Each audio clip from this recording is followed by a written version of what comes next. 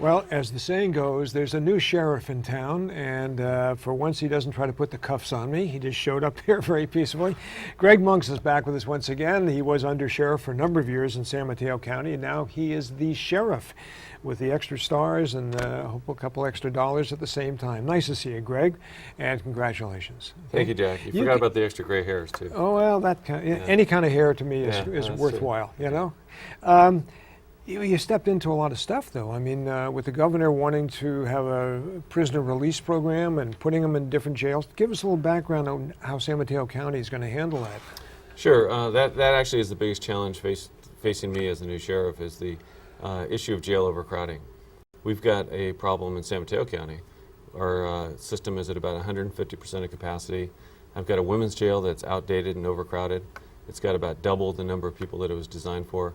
And our men's jail that's rated for 688 inmates, I've got over 1,000 in that. So we're already overcrowded, and now the state is saying that their system is broken, and they're asking us to find a way to take state inmates off their hands. Okay, as someone in law enforcement, I have to ask you this.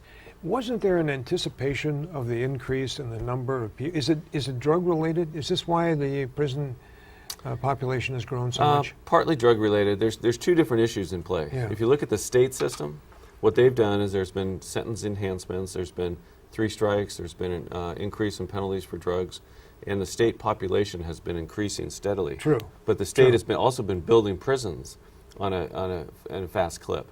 But we've learned now that doesn't work. You can't build them fast enough to fill them up. But at the local level, because of the state shift of property tax in the early 90s, and the counties were in pretty bad shape during the 90s, we had to close 5 jails during the 90s. So our capacity went down, and we've done a pretty good job as a county to keep our population steady, but still, as you decrease capacity, you essentially cause overcrowding. So that's our situation. We haven't been building jails, but we've been closing them, and our population stayed the same.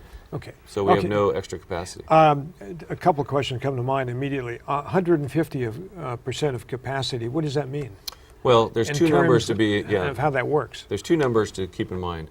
The Board of Corrections comes around the state, and they rate jails based on space, beds, things like that. Sure.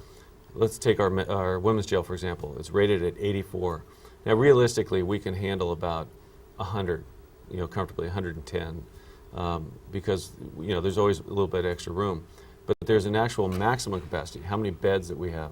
How many beds we have before women have to start sleeping on the floor? Right. And we've already reached that in that jail. We've actually had to take 20 to 30 women out of that jail, put them in the men's jail temporarily, just because we've hit our maximum there. So that's the number I'm talking about. In the men's jail, that's a problem right there. That's a big problem. Yeah. So our system, not even dealing with a state problem.